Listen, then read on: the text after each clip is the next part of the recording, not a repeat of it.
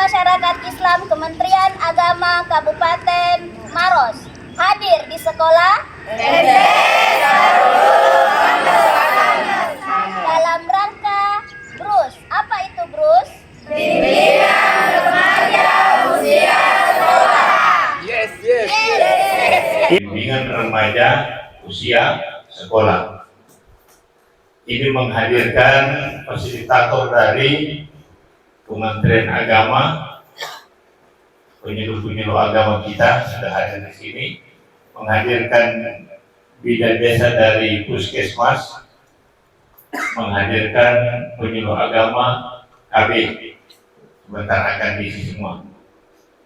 Insya Allah sebentar anak-anak akan mendapatkan makan siang. Ini yang pertama, dapat makan siang. Kemudian yang kedua,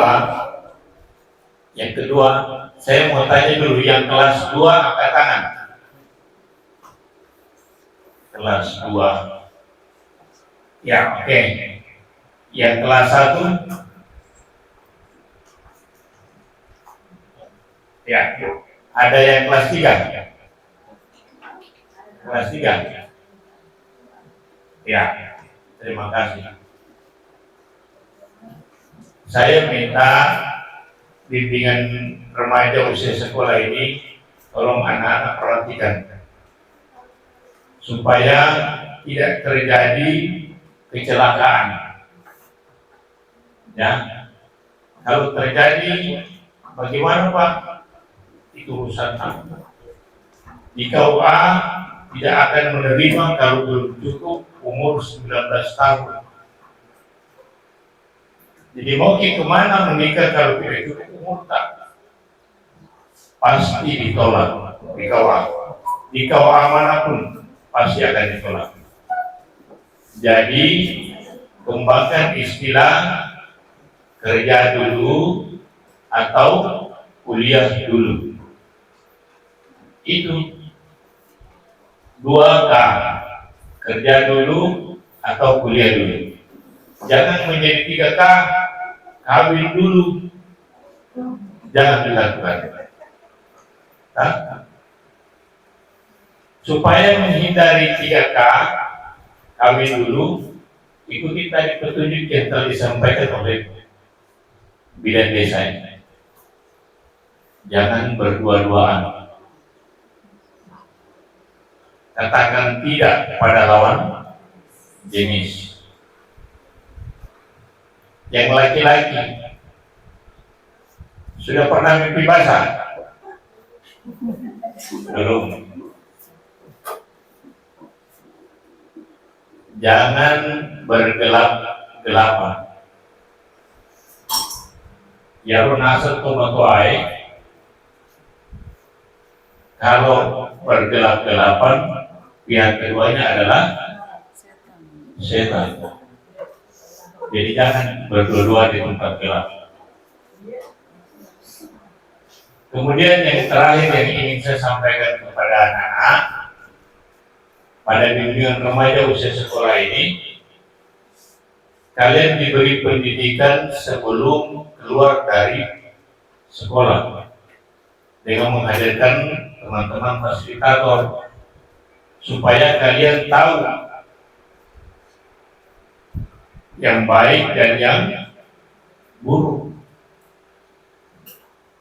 Kalau kalian sudah bisa membedakan yang mana yang baik, yang mana yang buruk, insya Allah kalian akan terbebas daripada 3K yang ketiga. Bukan berarti kita melarang anak-anak untuk nikah. Kami tidak melarang, tapi sesuai dengan Undang-Undang Nomor 16 Tahun 2019, anak-anak harus berumur 19 tahun, baik yang laki-laki maupun yang perempuan. Pak, bagaimana kalau umur saya 18 tahun, 11 bulan, 30 hari, kurang 1 hari? Tetap akan ditolak di KUA. KUA manapun juga, saya sudah perintahkan kepada seluruh kepala KUA, seluruh penghulu untuk tidak menikahkan yang belum cukup umurnya. Tunggu dulu, ingat dulu. Ya, jadi semua penghulu KUA tidak akan menikahkan kalau belum cukup umurnya. Bagaimana yang sudah terjadi kecelakaan? Hindari terjadi kecelakaan. Seperti yang akan disampaikan oleh Ibu Pimpinan Desa, hal-hal mana yang baik, hal-hal mana yang buruk. Ya, jadi kami dari Seksi Bimas Islam kantor Kementerian Agama Kabupaten Maros hari ini mengucapkan terima kasih banyak kepada pimpinan pondok, pimpinan madrasah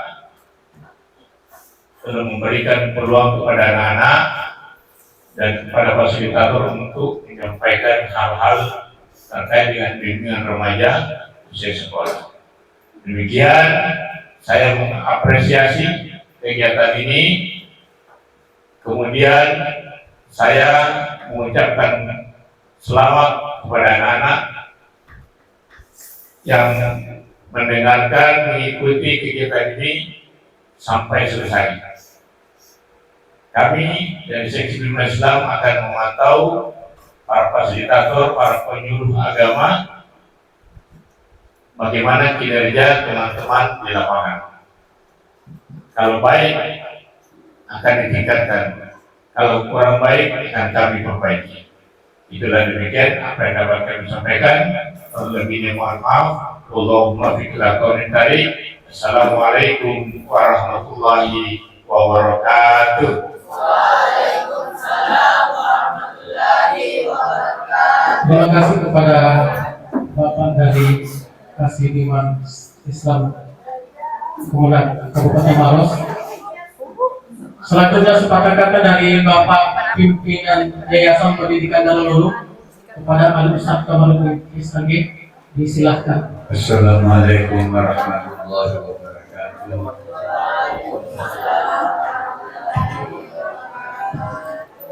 Alhamdulillah rabbil alamin. Wa bihi nasta'inu ala umuri dunya wa din. Wassalatu wassalamu ala Rasulillah wa ala alihi wasallam.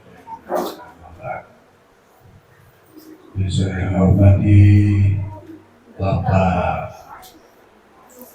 dari Bimas Islam Kementerian Agama Kabupaten Maros.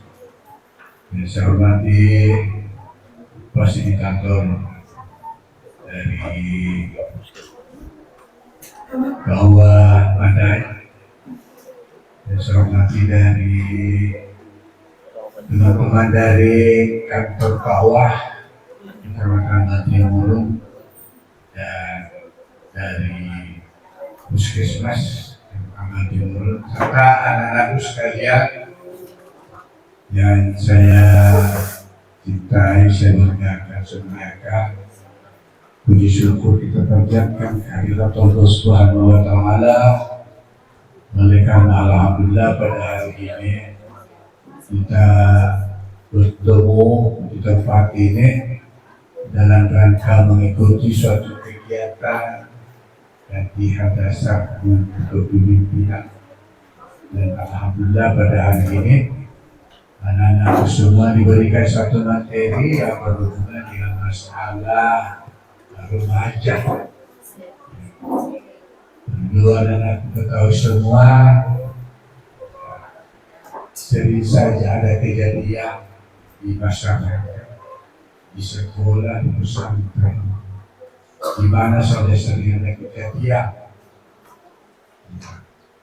Kalau ada kejadian seperti tadi yang disampaikan oleh ibu kita, baru berumur 16 tahun, 17 tahun, hamil, di luar nikah, karena akibat asyik berpacaran, kawin, kerja, boleh? Ya. Nah, dua saja dulu ya. 2K. Kerja atau boleh? Iya. Sekarang saya lihat kalau ada orang berbuat tidak ada orang tua yang menegur. Tidak ada misalnya orang tua yang menegur kalau ada yang coba berbuat sih. Kalau dulu ada orang berbuat begitu. Baik, dipotik, dipopek.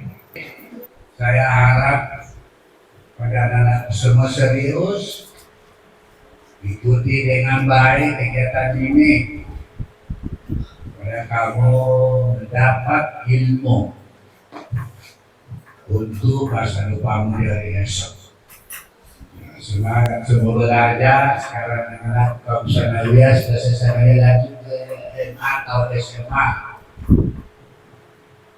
Selesai di SMA atau SMA lanjut ke perguruan tinggi. Sekarang kuliah enak, ada 5 jalur kuliah. Ada jalur gratis, ada jalur beasiswa, ada jalur orang miskin tidak mampu, ada jalur orang sederhana, ada jalur orang mampu. Sekarang kalau punya kartu KIP, kartu Indonesia Pintar, Masya Allah dapat minimal 6 juta, 7 juta, 8 juta plus. Saya di sini teman-teman kakak kamu ada 2-3 orang dapat begitu. Kuliah perguruan tinggi dapat uang dari BRI, kalau mau semester sekitar 6 juta, 7 juta, 8 juta. Jadi anak-anakku semua, mari kita semua mengikuti dengan seksama kegiatan ini. Semoga ilmu kita semakin bertambah, wawasan semakin bertambah dan bisa membentengi dirinya masing-masing. Jadi mungkin itu yang saya sampaikan. Assalamualaikum warahmatullahi wabarakatuh. Materi selanjutnya akan disampaikan dari Guru KB sudah hadir di tengah-tengah kita. Saya minta anak-anak tolong perhatikan.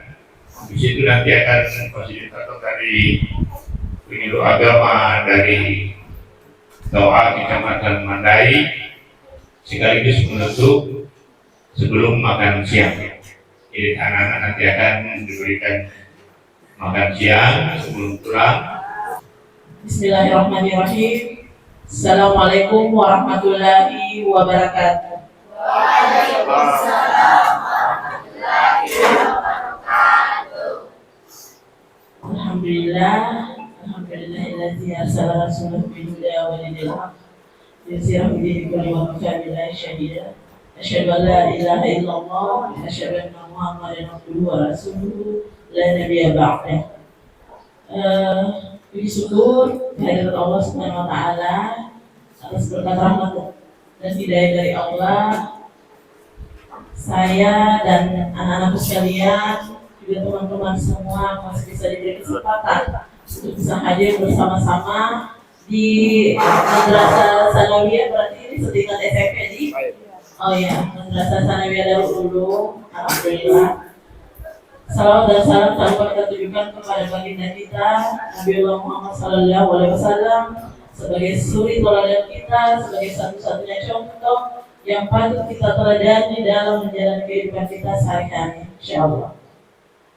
Perkenalkan, saya dari BKKBN, kantor BKKBN. Mungkin ada anak-anakku sekalian di sini yang pernah mendengar kantor BKKBN. Kalau enggak, mungkin ada yang pernah mendengar slogannya 2 anak cukup. Pernah? Oh belum. Generasinya. Ibu dari BKKBN, perkenalkan diri dulu. Nama Ibu Meliana Fitri, biasa dipanggil Ibu Meli. Saya tinggal di Perumnas Tumalia. Ada yang pernah ke sana? Ada yang tahu? Ada yang punya teman di Perumnas? Ada. Perumnas Tumalia, Blok C, nomor 77. Perumnas Tumalia yang waktu banjir besar kemarin itu, kompleks saya sampai seleher. Ya. Itu baik, insya Allah untuk mengefisienkan waktu anak-anakku ada beberapa lihat slide-nya dulu ya. Insya Allah materi kita hari ini pendewasaan usia perkawinan. Stop nikah dini, ya. Jadilah generasi yang berencana. Pendewasaan usia perkawinan, apanya yang mau didewasakan? Ya, apakah dari segi usianya, atau tingkat kematangan berpikirnya, atau dari segi pekerjaannya yang harus lebih tingkatkan lagi, atau bagaimana ya? Jadi ada beberapa poin yang harus anak-anak sekalian perhatikan di sebelum melanjut ke jenjang yang lebih serius lagi. Karena ini kan modelnya kalian masih SMP. Setelah SMP itu kan ada tingkatan pendidikan yang SMA. Habis SMA mungkin yang mau melanjutkan ke perguruan tinggi, kuliah. Habis itu semua harus terencana. Jangan melulu-melulu capek mas sekolah deh. Tunggu kami saya kalau ada laki-laki datang ke rumah suruh kamu terima ya. Tidak seperti itu saya. Apalagi perempuannya saya lebih fokus ke adik-adikku yang wanita. Kalian harus lebih memikirkan secara psikis, secara fisik, kesiapan mental, kesiapan psikis kalian, dan juga kesiapan fisik kalian untuk berumah tangga. Karena rumah tangga itu tidak perlu yang indah-indah. Ya. Oke, slide. Kita lanjut masuk ke materi ya, pendewasaan usia perkawinan. Bisa digeser? Nggak bisa ya?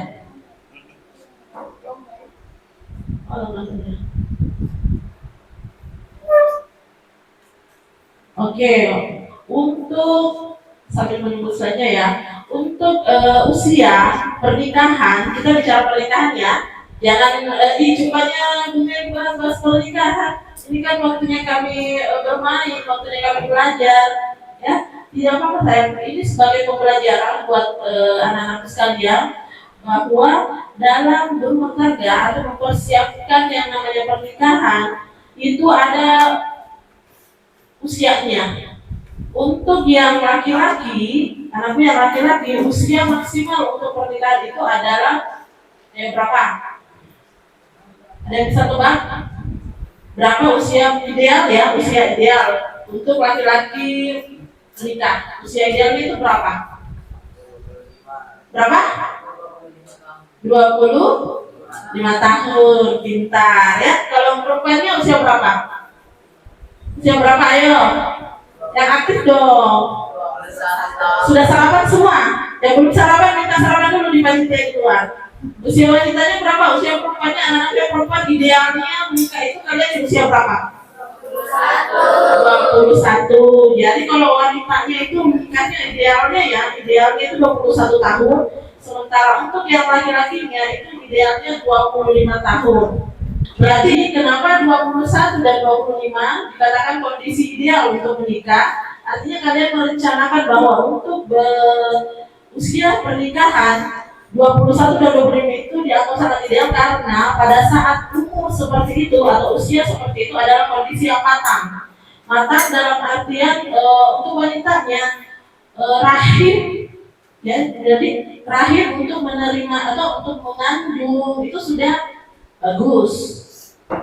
Jadi tidak ada resiko-resiko yang namanya ketika melahirkan yang namanya perdarahan, kematian ibu dan anak itu tidak. Kalau umur 21 tahun itu sudah kuat rahim untuk mengandung. Jadi seperti itu. Terus kalau misalnya 25 tahun untuk laki-laki, kenapa? Karena tingkat kematangannya untuk secara psikis, secara fisik itu sudah dianggap ideal. Dalam artian pencarian jati dirinya itu sudah terpenuhi. Seperti itu. Jadi pada saat usia seperti itu dianggap oh ya ini adalah usia yang sudah matang betul karena dalam artian jati dirinya sudah nemu ya, diharapkan memang sudah betul ketemu jati diri pada saat usia seperti itu. Jadi kalau masih ada cowok yang usia 25 tahun belum menemukan jati dirinya, belum tahu siapa sebenarnya atau apa sebenarnya yang ingin dia lakukan, maka harus kembali lagi belajar ya, seperti itu. Ada beberapa risiko sebenarnya kenapa kita harus menghindari yang namanya pernikahan dini. Jadi jangan sampai usia yang belum ideal seperti 21 dan 25 itu terjadi pernikahan. Itu ada banyak resikonya yang rentan terjadi ketika terjadi pernikahan. Oke, seperti kalian pasti bertanya-tanya, emang kenapa kamu kalau misalnya menikah umur 21 dan 25 atau di bawah 21 dan 25 itu kenapa? Apa kira-kira yang terjadi? Apakah dunia langsung kiamat kalau saya menikah umur seperti itu?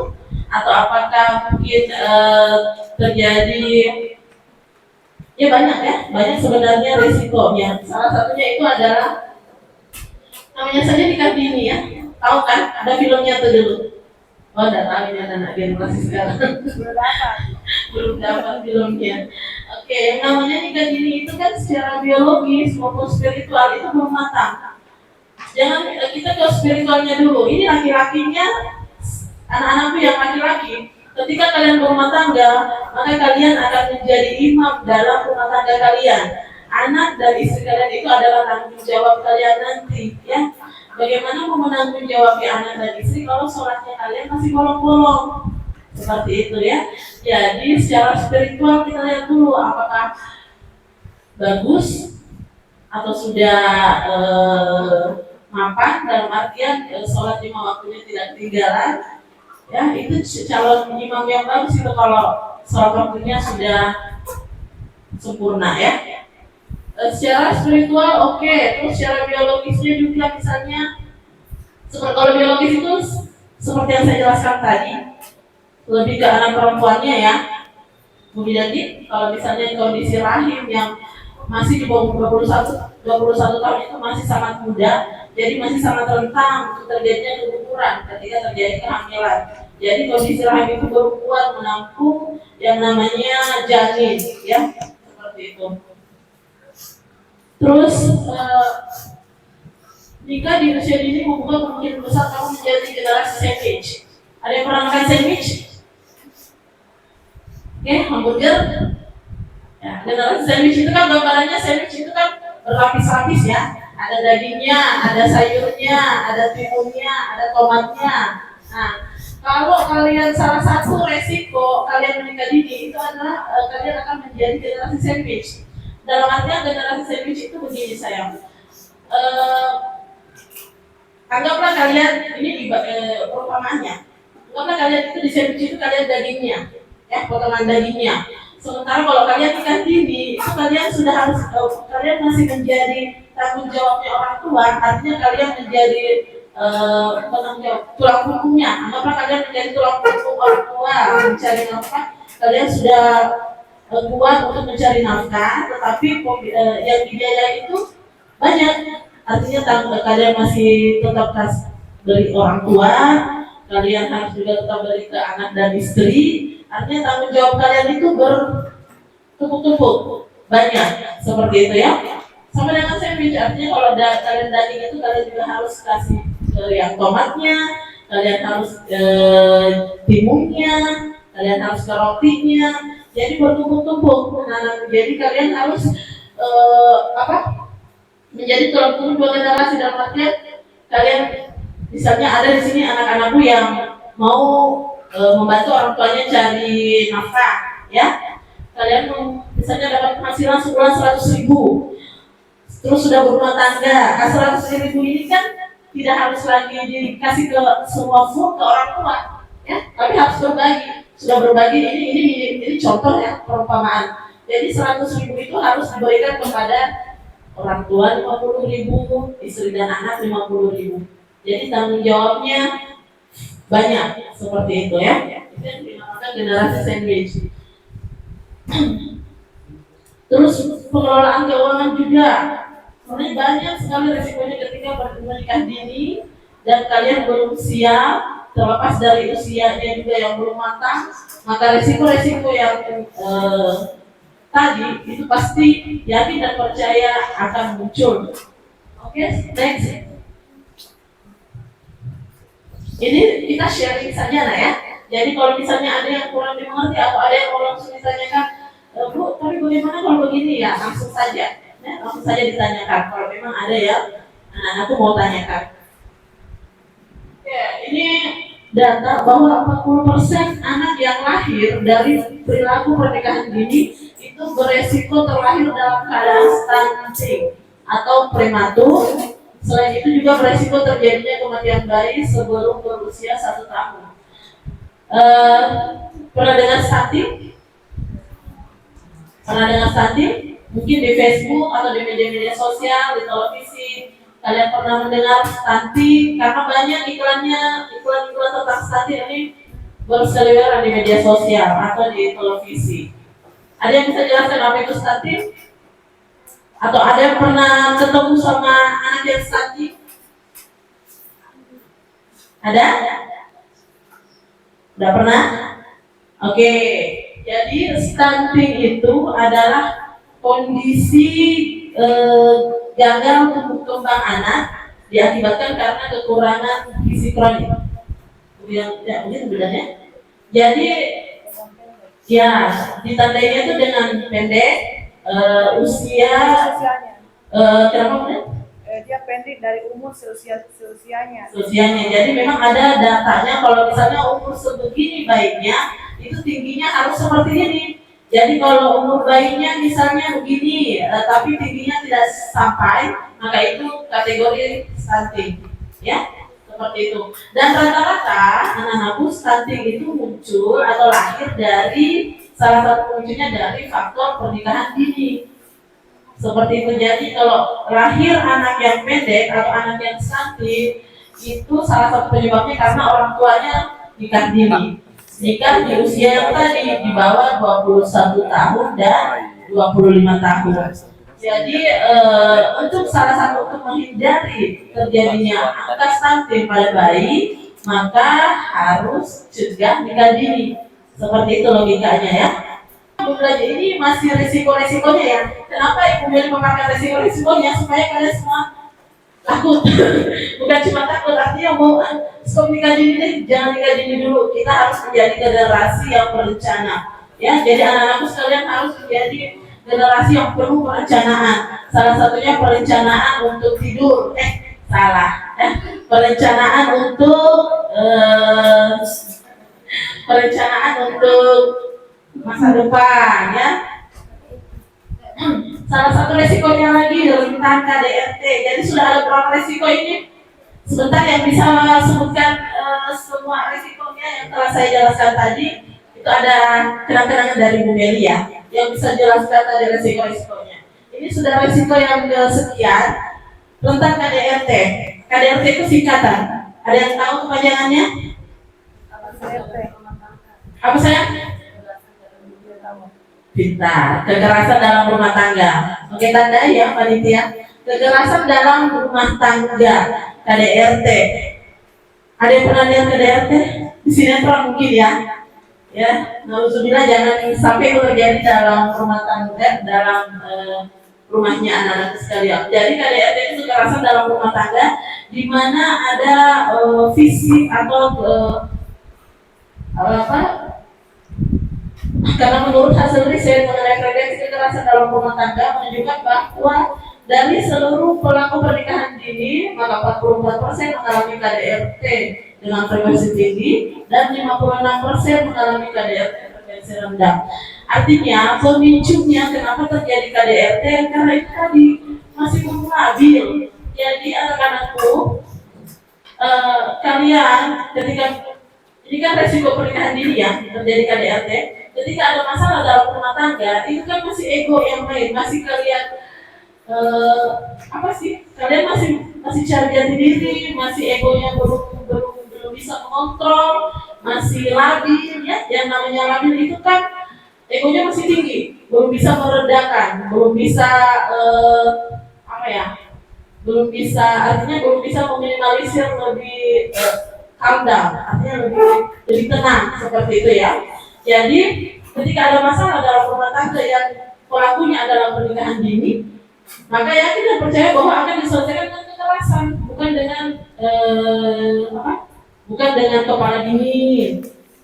Misalnya saya ada kasus lagi di Kelurahan Kalabilang ya, ada kasus Di sana terjadi kekerasan dalam rumah tangga antara suami istri. Salah satu faktornya selain pernikahan dini itu jumlah anak yang banyak. Artinya tidak mengatur jarak kehamilan, ya. Ini beda topik lagi kita. Karena saya dari bidang KBN ya, nah ya, jadi saya itu ujung-ujungnya pasti sosialisasikan tentang keluarga berencana. Nah, di sana ada kasus KDRT sehingga si istrinya itu sudah tidak tahan, bahkan sudah memanggil polisi. Nah, kalau sudah memanggil polisi, sudah melapor di polisi, ini kan sudah menjadi kasus sebenarnya ya. Jadi KDRT yang terjadi dalam rumah tangga itu adalah salah satu risiko ketika pernikahan dini itu terjadi. Jadi untuk menghindari supaya tidak ada meminimalisir KDRT, bahkan menghilangkan atau jangan sampai ada KDRT, maka hindari atau cegah pernikahan dini seperti itu. Kalau ada yang menanyakan anakku, langsung saja ya. Kita ini yang dulu di atas ini kita cuma beda umur. Mungkin kami duluan lahir dibanding anak-anakku sekalian, tapi mungkin kalau anak-anakku ada yang perlu ditanyakan, langsung saja ya. Ini ajak sharing sebenarnya. Ada masalah di pertemanan kalian atau masalah di rumah kalian, boleh langsung ditanyakan seperti itu. Oke, next, masih ada kan? Tentang perceraian. Salah satu, nah ini resiko yang kesekian ya. Ingat, sebentar saya mau tanya ya. Bisa sebutkan resiko-resiko yang sudah saya paparkan tadi? Itu ada something lah dari Bu Mary. Oke, ini resiko yang kesekian. Saya saja sudah tidak tahu ini resiko yang berapa. Oke, tentang perceraian. Perdebatan yang terus-menerus terjadi, perbedaan prinsip, perselingkuhan, masalah ekonomi, dan tidak menyeramkan rasanya bahwa sepertinya dari kurang lebih 300 ini baru kasus ya percaya ini tahun 2017 sudah lama sekali sebenarnya ini di bawah 35 tahun 2017 dari tahun ke sini itu sudah berapa tahun ya 8 tahun yang lalu ya. Jadi otomatis angka dari 347 kasus ini pasti naik sekarang kalau pernikahan dini tidak dicegah. Dan siapa yang bisa mencegah pernikahan dini? Siapa kira-kira yang bisa cegah? Bu Bidan yang bisa cegah? Atau Bu Penyuluh KB? Atau ibu teman-teman dari DEPA yang bisa cegah pernikahan dini? Siapa yang bisa cegah? Saya mau tanya dulu. Siapa kira-kira yang bisa cegah pernikahan dini? Siapa? Kita sendiri. Yang tidak bicara berarti tidak mau cegah ini. yang bisa cegah pernikahan dini itu siapa? Pak Satpam? Security? Siapa? Kita? Oke, kita sendiri, kalian sendiri ya. Dan pola pikir kalian bahwa keluar dari ruangan ini, mantapkan diri kalian untuk stop nikah dini, cegah nikah dini, saatnya yang muda yang berencana ya. Karena perceraian ujung-ujungnya kalau misalnya KDRT-nya tidak bisa diselesaikan. Dan kalau tidak salah ya, ini sepengetahuan saya ya, mungkin dikoreksi teman-teman di KUA. Yang namanya perceraian itu kan sesuatu yang dibenci oleh Allah ya Pak ya. Ya, dibenci oleh Allah dan perceraian itu tidak main-main. Mungkin ingat nih kalau misalnya usia tak labil Tommy, terus bertengkar Tommy sama istri kita, terus ujung-ujungnya kita main asal bilang, aku pulang ke mamamu, kembali ke orang tuamu, saya ceraikan kamu. Berarti saya kalau itu kata pulang, saya pulangkan ke orang tua itu sebenarnya sudah jatuh talak atau sudah jatuh cerai atau bagaimana? Karena kan ada yang begitu ya, saya pulangkan kamu ke orang tuamu. Itu saya masih informasi di situ apakah itu sudah jatuh cerai atau belum. Ya, nanti bisa tanyakan langsung dengan teman-teman di KUA. Tapi, kalau yang sudah jatuh cerai itu kalau memang saya bilang pulang ke orang tuamu deh, saya ceraikan kau kan. Saya masih panas-panasnya ini habis bertengkar karena masih labil-labilnya habis bertengkar terus keluar ucapan seperti itu belum orang tua saya ceraikan boleh maka itu sudah cerai sebenarnya maka terjadilah perceraian terjadilah perpisahan di usia muda seperti itu kesedihan dari anaknya orang kodok di usia muda ya jangan deh ya jangan oke siapa jadi perhatikan poin pentingnya usia minimal menikah berapa? Yang paling kencang, saya mau yang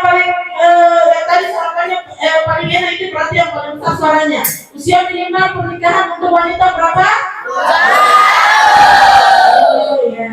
Untuk laki-laki berapa? 21 dan 25 itu ideal. Di bawah 21 dan 25 itu tidak ideal. Itu jawaban yang saya mau, tidak ideal. Bukan tidak apa-apa ya. Jangan mengecewakan saya dong. Terus yang kedua, usia yang baik untuk hamil anak pertama adalah 20 sampai 30 tahun. Ini riset sayangnya karena berdasarkan riset 20 dan 30 tahun itu memang kondisi rahim itu beda Bu Dandi, kondisi rahimnya remaja dengan dewasa beda ya. Belum matang. Terus kalau dewasa umur 20 tahun sudah matang. Ya. Kalian bisa cari matang dengan tidak matang itu apa? Ya, jangan setengah matang. Ya, pokoknya usia untuk hamil itu, kalaupun misalnya begini ada kasus, daripada baku lari kan ada kasus seperti ini. Orang tuanya terpaksa menikahkan anaknya karena anaknya itu sudah lari dari rumah 3 hari 3 malam tidak pulang, dibawa lari sama pacarnya entah kemana. Jadi untuk menghindari hal-hal seperti itu maka dinikahkanlah di usia dini. Nah kalau seperti ini kira-kira bagaimana pendapat kalian? Saya mau ada satu yang mengutarakan pendapatnya dulu. Kalau misalnya saya angkat kasus ya seperti ini, dari itu tadi dibawa pergi sama pacarnya 3 hari 3 malam tidak pulang, ini masih SMP kelas 3. Terus pas pulang orang tuanya berpikir daripada pulang tidak jelas atau hamil di luar nikah, saya nikahkan saja. Ada yang bisa kasih tanggapan terhadap kasus ini? Oh ya, saya mau lihat yang paling pintar bicara di sini yang mana? Jangan lupa aku lihat dirinya masing-masing. Ada yang bisa, kalau saya menurutku kasus seperti ini tuh Kak, Bu harus begini. Seharusnya kasus seperti ini begini. Ini buka-buka anak-anak hebat semua saya lihat ini. Tidak ada buka-buka pengantuk, buka-buka segar semua saya lihat. Buka-buka calon-calonnya anggota dewan lah. Jadi kalau anggota dewan itu kan harus kita bicara ya. Oke, siapa yang bisa?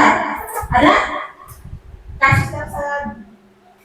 Kasus yang saya jelaskan tadi ada yang bisa beri tanggapannya? 1 orang saja. Ayo, ya silakan.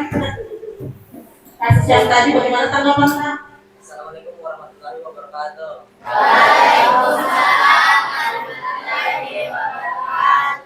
Perkenalkan, nama saya Adit Islam Syarif, biasa dipanggil Adit. Tanggapan saya tentang nikah di bawah umur itu, menurut saya orang tuanya kurang menjaga anaknya hingga terjadi hal-hal yang tidak diinginkan. Maka dua pihak sebenarnya salah, anaknya dan orang tuanya. Itu menurut saya. Oke, tepuk tangan dulu, Masya Allah, sudah kapan kita bicara lagi? Jangan jadi mina ya, meskipun kita sama di sini ada yang seter-setermu, tidak boleh. Oke, panitia tolong tandai ya. Pokoknya berapa tadi itu tandai? 1, 2. Oke, panitia ya, tandai ya. 1, 2. Oke. Seperti itu ya. Dua-duanya salah. Orang tuanya juga kurang mengawasi anaknya ya. Apalagi perempuan. Jangan kalian perempuan sana ya. Ke BTB, saya habis isya. Minta isi ke orang tua yang mau makan dulu BTB. Malam Mina, sampai jam berapa di BTB? Jangan ya. Itu pintu salah satu pintu kemaksiatan ya. Jadi bagus penjelasannya. Nah, siapa tadi?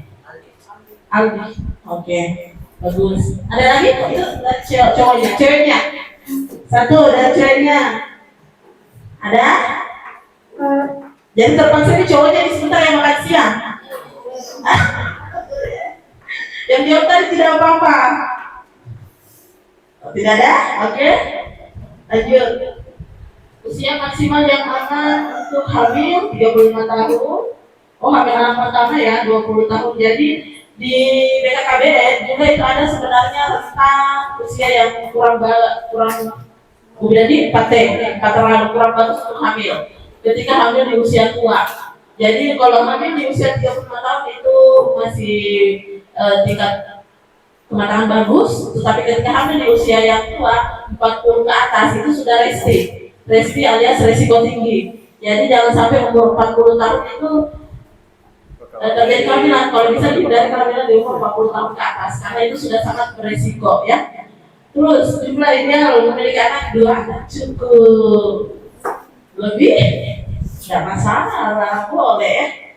Tapi dua anak cukup, lebih pun tidak masalah. Yang penting atur jaraknya. Jangan sampai anak baru 1 tahun sudah hamil lagi. Kasihan ibunya, ya. Nah, untuk mengatur jarak kehamilan, gunakanlah alat kontrasepsi. Oke, itu topik lain ya. Perilaku hidup sehat dan berakhlak mulia. Inti dari semua penjelasan saya adalah poin yang paling bawah. Hidup sehat dan berakhlak mulia. Akhirul kalam. Billahi taufiq wal hidayah. Assalamualaikum warahmatullahi wabarakatuh. Waalaikumsalam warahmatullahi wabarakatuh. Bismillahirrahmanirrahim. Assalamualaikum warahmatullahi wabarakatuh. Waalaikumsalam warahmatullahi wabarakatuh. Beri salam itu menjawab itu wajib. Jadi kalau saya beri salam, ya hukumnya sunnah. Tapi kalau orang yang menjawab, hukumnya wajib. Jadi kalau saya beri salam tidak menjawab berarti berdosa. Assalamualaikum warahmatullahi wabarakatuh. Waalaikumsalam warahmatullahi wabarakatuh. Hamdan wa syukran lillah, salatan wa salaman ala nabiyina Muhammadin wa ala alihi wa ashabihi ajma'in. Amma ba'd. Kementerian Agama khususnya seksi bimbingan masyarakat Islam hadir dalam BRUS. Apa itu BRUS? Apa itu BRUS? Bimbingan remaja usia sekolah. Berarti yang disasar adalah anak-anakku yang masih duduk di tempat sekolah. Baik, kita lanjut. Hamdan wa syukuran. Kemudian salam, salawat kepada baginda Rasul Muhammad sallallahu alaihi wasallam. Allahumma shalli wa sallim alaihi. Remaja? Iya. Remaja? Iya. Apa kabar tak semua? Baik. Orang di rumah sehat-sehat? Sehat. Isi kantong masih ada? Alhamdulillah. Nah, sekali lagi saya ulangi bahwa Kementerian Agama khususnya seksi Bimas Islam ya hadir di sekolah MTS Darul Ulum Al-Mesangan dalam rangka BRUS. Apa itu BRUS? Nah, ada sebuah pertanyaan sebelum kita lanjut. Kira-kira kenapa harus mesti ada bimbingan remaja usia sekolah? Ada yang bisa menjawab? Kenapa mesti harus diadakan ya bimbingan remaja sekolah? Mengapa perlu diselenggarakan bimbingan remaja? Jawabannya adalah fakta remaja Indonesia sekarang itu satu, cenderung pergaulan bebas. Ya, kita bisa melihat ya, yang masih kecil sudah pegang-pegang tangan, bergandengan tangan, jalan, tidak ada lagi rasa malu. Biasa melihat? Biasa. Nah itu. Terus yang kedua, seks sebelum nikah. Ya, seks sebelum nikah. Biasa mendengar? Ya, sudah tampung itu, biasa mendengar? Baru ini? Nah itu fakta tentang remaja Indonesia. Yang ketiga, ya maraknya munculnya perkawinan anak, perkawinan dini. Biasa kenal di kampung-kampung, ya karena budaya, karena keinginan orang tua, sehingga dia harus melangsungkan perkawinan. Biasa dengar? Ya, itu masih ada. Kemudian fakta menyatakan bahwa remaja di Indonesia ini ya itu banyak yang terjerat masalah narkoba. Nah, kemudian fakta juga menyatakan bahwa ya remaja kita masih banyak yang tawuran, ya masih banyak yang ikut tawuran. Biasa mendengar dan biasa melihat. Nah, kemudian ya fakta remaja Indonesia juga ya ada yang namanya kekerasan dan bullying. Biasa mendengar? Biasa melihat? Nah, kemudian ya yang muncul di remaja-remaja sekarang kita ada geng, ya ada kelompok-kelompok, ya kemudian ya balap-balap liar dan sebagainya. Nah ini fakta menunjukkan bahwa remaja kita di Indonesia ini masih lingkaran yang ada di dalam ini. Sehingga Kementerian Agama, Seksi Bimas Islam, Masyarakat Islam hadir ya di sekolah-sekolah tentu dalam rangka bimbingan remaja usia sekolah. Sekali lagi, apa itu Bruce? Bimbingan remaja usia sekolah. Remaja. Saya ingin bertanya dulu, apa cita-cita Kak? Bisa menyebut? Saya bisa tampilkan 3 orang di sini. Ya, siapa yang berani naik? 3 orang tampil untuk menyebutkan cita-cita. Ayo. Nah, saya ingin tanya, ya, apa cita-cita Kak? Poluan. Kemudian kita cita-cita. Kita menjawab, ya. Jadi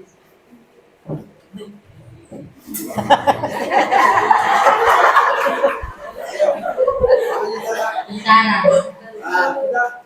ingin bercita-cita menjadi suami Pol.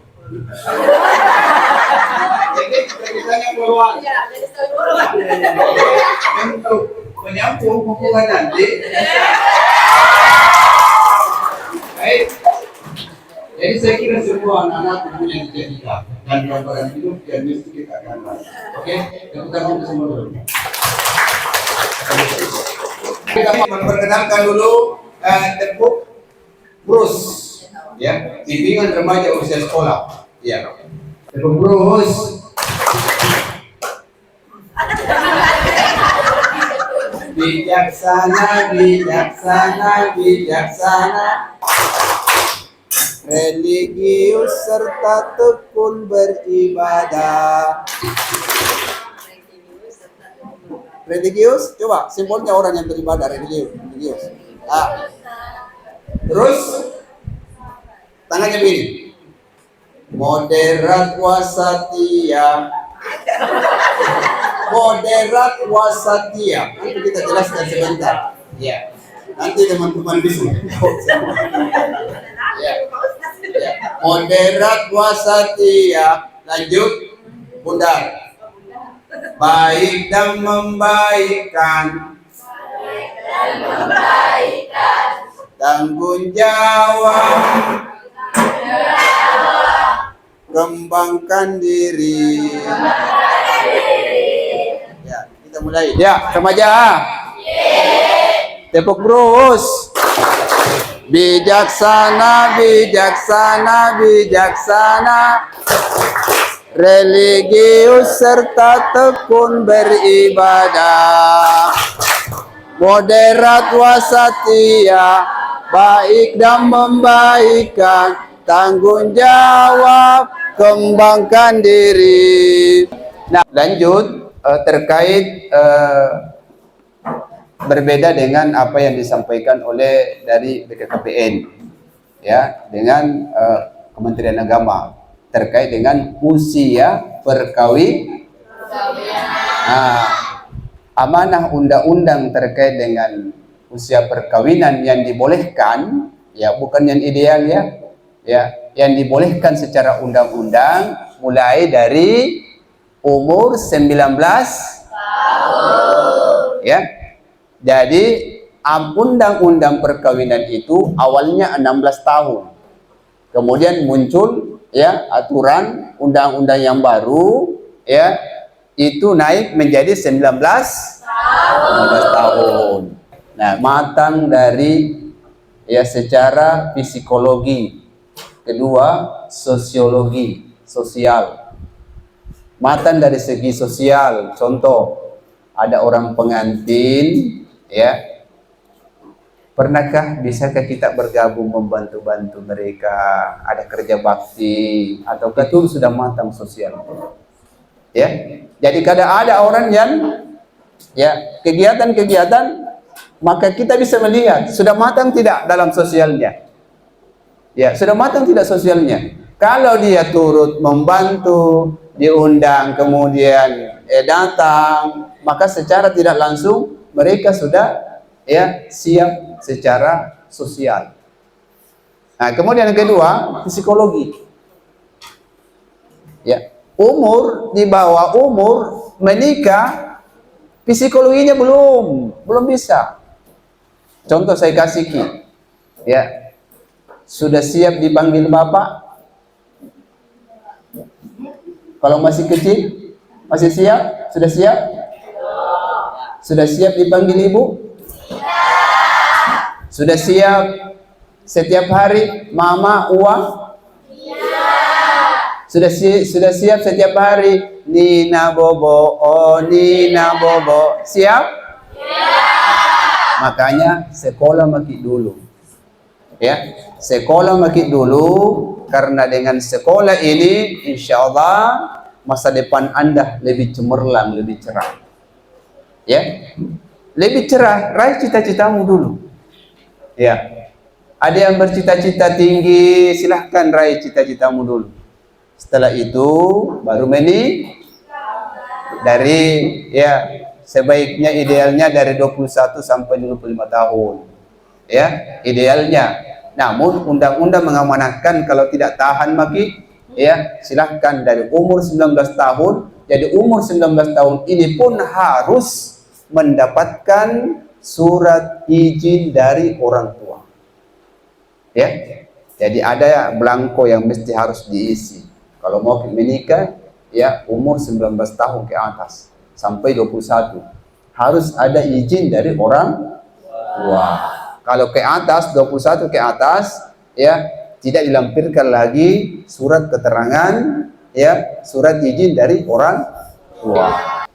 Bahwa bimbingan remaja usia sekolah ini penting untuk kita semua karena fakta-fakta yang memunculkan di lapangan ya pernikahan dini ya KDRT, kesehatan orang tua, melahirkan, stunting dan sebagainya. Ini semua yang meramu yang memunculkan sehingga ya kita harus hadir dalam bimbingan remaja usia sekolah. Kenapa? Karena kita ingin melihat masa depan remaja-remaja kita. Bisa membantu orang tua. Sudah ada yang dijodohkan? Sudah ada yang punya pacar? Jadi bimbingan remaja usia sekolah itu menitik beratkan bagaimana kita memahami terkait dengan usia pernikahan. Yang kedua, kita memahami diri kita sendiri. Ya. Kita harus melihat potensi-potensi diri kita sendiri. Apa kekurangan saya, apa kelebihan saya, ya, bagaimana etika saya, bagaimana saya berbuat. Itu semua kita harus pelajari.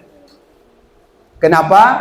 Karena disinilah kemampuan kita, disinilah kelebihan kita, disinilah harapan kita. Karena kapan kita tomo Pak Bambangang, ya Pak Cecer entah tidak ada tompi sekolah apa, kita tompi mangoa, ya apa yang terjadi kira-kira? Pernikahan dini tompi, apa yang terjadi kira-kira? Ujung-ujungnya adalah amburadul. Makanya usia sekolah, manfaatkan sekolahmu dulu supaya engkau matang.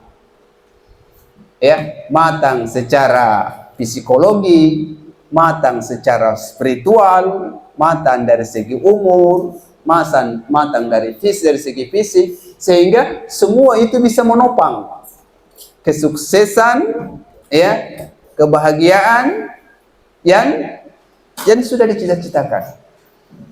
Berupayalah, ya, mempunyai etika dan akhlak yang baik. Ya. Kenapa? Karena etika dan akhlak yang baik inilah yang mengantar kita, masa depan kita akan cemerlang.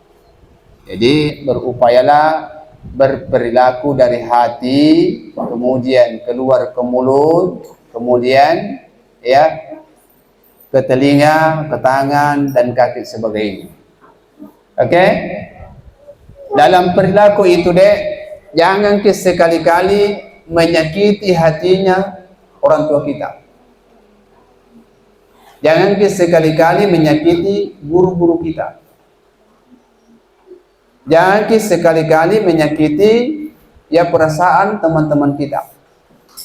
Karena kenapa? Ini berdampak panjang. Berdampak panjang karena dari segi agama Nabi menyatakan seperti ini, ala inna fil jasadi mudghah idza salahat salatul jasadi kullu wa idza fasadat fasadatil jasadi kullu ala wahil qalb. Bahwa ingatlah, pada diri manusia itu ada segumpal daging, jikalau itu baik maka baiklah seluruhnya. Ala wahil qalb, maka itu adalah hati. Makanya hati itu harus dihidupkan dengan apa? Membaca Al-Quran, sholat, apalagi perilaku etika yang baik, apalagi terutama pada saat hati ini tidak boleh terluka. Sekali luka, mohon maaf, tidak ada maaf bagimu. Betul tidak? Makanya jaga hatinya guru-gurumu, jaga hatinya teman-temanmu, jaga hatinya orang tuamu, jaga hatinya keluargamu. Coba semua tangannya diangkat. Ikuti saya. Genggam hati. Coba ikut semua. 1, 2, 3. Genggam hati. Genggam hatinya orang tuamu supaya kamu minta uang tidak ada doe. Nah, genggam hatinya guru-gurumu supaya tidak nama raiko.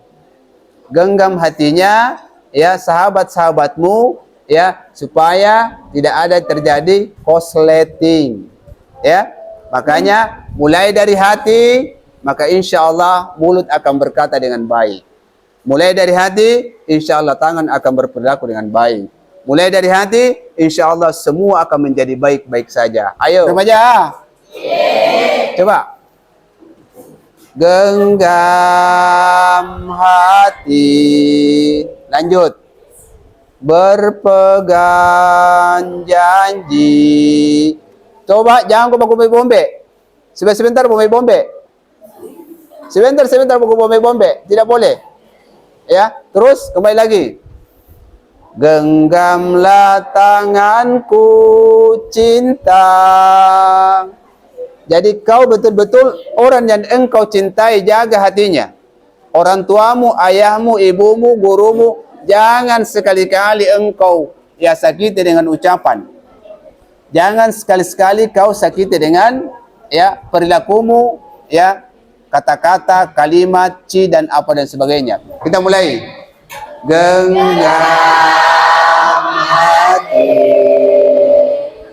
berpegang janji, genggamlah tanganku cinta. Tebarkan cinta, tebarkan kasih sayang dalam keluargamu. Ya, tidak ada artinya hidup ini kalau tidak ada cinta yang hadir dalam keluarga kita, dalam diri kita. Karena kenapa? Tujuan kita ada pada masa depan kita. remaja-remaja kita, ya, kita harus paham bahwa kita ini insya Allah menjadi masa depan bangsa, menjadi tulang punggung orang tua. Makanya kita harus sejak dini dari rumah membangun yang namanya kebiasaan, ya, kebiasaan di rumah yang baik-baik saja. Masuk rumah berisa, keluar rumah cium keluar rumah pamit dengan orang tua. Ya, ini semua hal-hal yang kecil yang bisa hadir dalam rumah tangga kita, yang bisa membuat, ya, dan menjadi sebuah kebiasaan dalam hidup kita. Kalau sudah terbiasa, maka insya Allah, ya, dimanapun kita akan masuk rumahnya orang, maka yang muncul itu adalah kebiasaan. Kita masuk rumahnya orang, ya, di rumah sudah terbiasa, maka insya Allah dimanapun rumah yang kita akan masuki, maka, ya, kebiasaan kita harus memberi salam.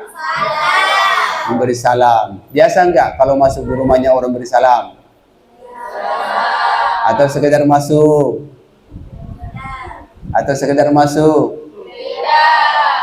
Nah, ini kembali kepada kebiasaan deh. Kalau Anda sudah biasakan untuk beri salam, maka dimanapun ketemu dengan siapa, masuk di rumah orang, maka yang muncul kebiasaan. Ya, kalau dia terbiasa ketemu dengan teman, maka itu spontan akan muncul, ya, beri salam. Harus membiasakan yang baik-baik. Ya, seperti kalimat-kalimat thayyibah. Apa itu kalimat thayyibah? Apa itu kalimat thayyibah? Contoh, subhanallah, alhamdulillah, wala ilaha illallah, wallahu akbar, astagfirullah, Allahumma salli ala Muhammad wa ala ali Muhammad. Semuanya ikut. Ucapkan salam, assalamu alaikum.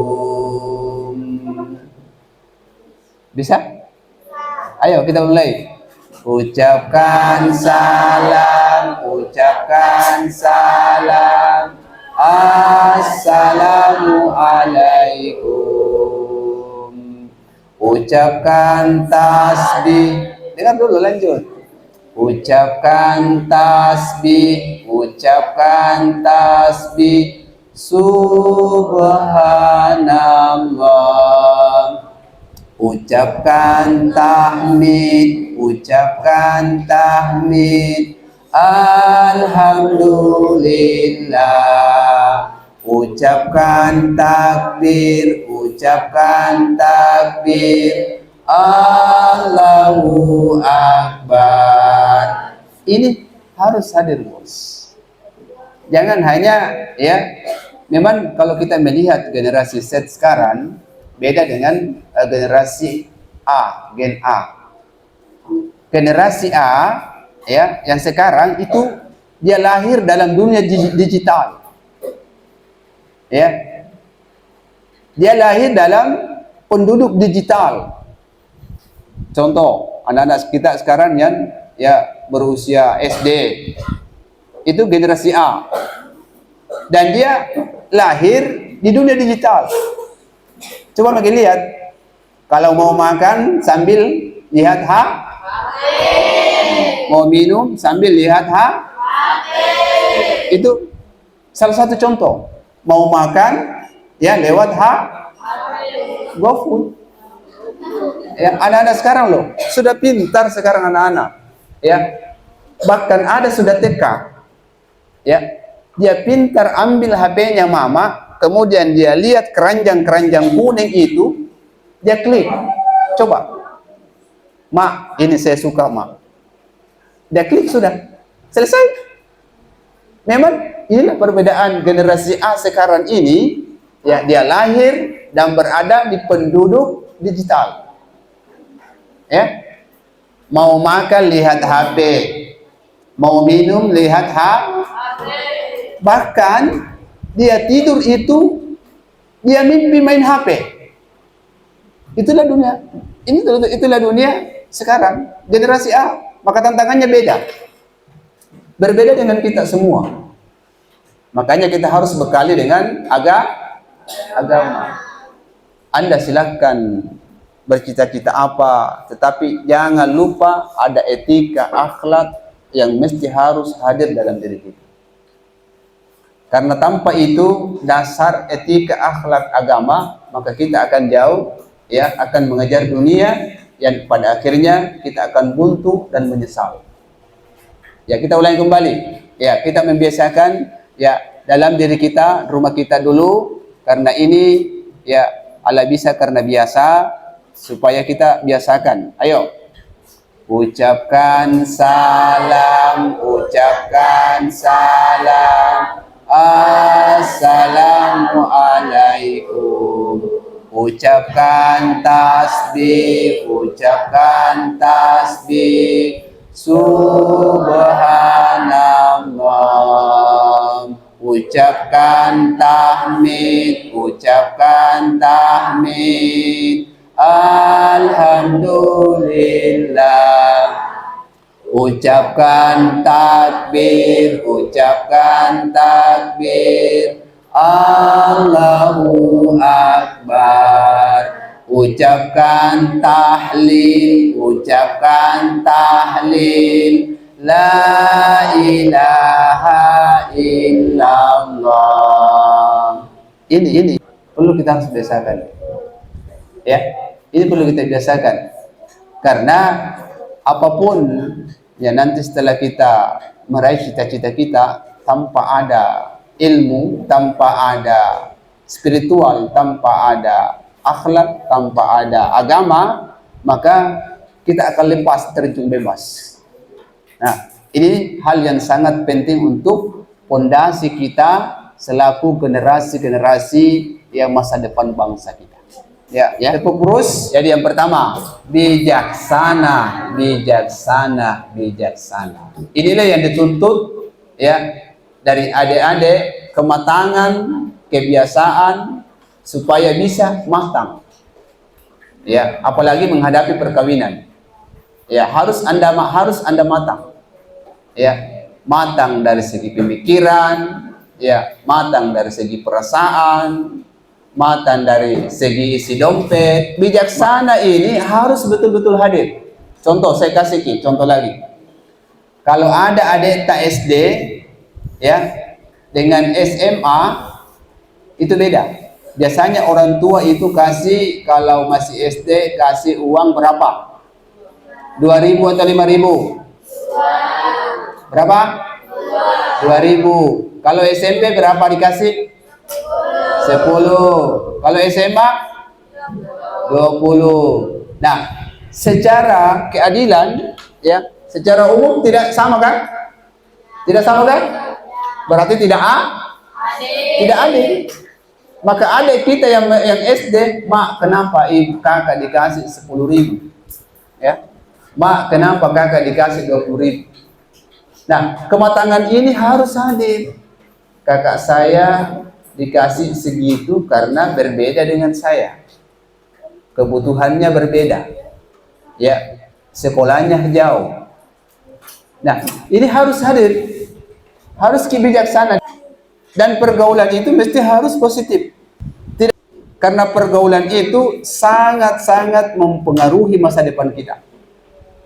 Sangat mempengaruhi masa depan kita. Makanya berhati-hatilah dengan pergaulan. Berhati-hati dengan pergaulan, karena pergaulan yang awalnya kita baik bisa menjadi tidak baik. Saya kasih contoh. Ada seorang orang tua yang pernah menyampaikan kepada saya, "Nak, itu pergaulanmu kamu harus jaga. Kenapa? Itu masa depanmu. Kapan engkau rusak usiamu pada saat dini, maka masa depanmu akan hancur." Orang tua ini sudah pernah mengikuti karakternya orang. Ada yang dia pernah ikuti minum ballo, akhirnya dia minum ballo juga. Ada yang dia pernah ikuti mencuri, dia ikut juga ya mencuri karena persahabatan, karena pertemanan. Akhirnya dia juga ikut dengan tukang tukang rumah, ya. Akhirnya dia pintar juga bikin rumah. Akhirnya dia bikin rumah karena persahabatannya. Lanjut, ya. Ternyata dia pernah juga ikut, ya, dengan orang yang rajin sholat. Orang yang rajin sholat. Akhirnya dia pun rajin sholat. Dia pernah juga ikut dengan guru mengaji. Akhirnya pula dia pintar mengaji dan mengajar anak-anak mengaji. Jadi pergaulan ini kapan dan dimanapun kita berada itu sangat-sangat mempengaruhi kita. Maka kita harus selektif melihat ya dengan siapa kita bergaul. Jangan sampai mengantar kita kepada pergaulan bebas. Ya, dari situ awalnya. Jangan sampai kita memperkenalkan kepada kita narkoba. Ini barang enak. Ini barang awalnya nak kasih cuma-cuma cek. Ya. Nah, awalnya nak kasih cuma-cuma cek. Akhirnya berlanjut, ya. Apa yang terjadi? Sudah biasa, tidak ada uang, akhirnya kita diajar untuk mencuri. Karena kita ingin dan tidak ada pembelinya. Nah, pergaulan ini penting untuk kita waspadai sejak ini, ya. Nah, pesan orang tua ini menyampaikan kepada kita bahwa kita ini harus betul-betul selektif terhadap siapa kita bergaul, ya, dengan anak siapa. Nah, yang dianjurkan untuk kita bagaimana bergaul dengan orang-orang yang baik. Apa tujuannya? Supaya kebaikan-kebaikan itu juga bisa hadir dalam diri kita. Kebaikan-kebaikan itu bisa hadir dalam diri kita. Karena kalau itu sudah tertanam kebaikan dan sudah menjadi kebiasaan, maka insya Allah itu akan tertera dan menjadi sebuah dasar ya perilaku kita. Ya.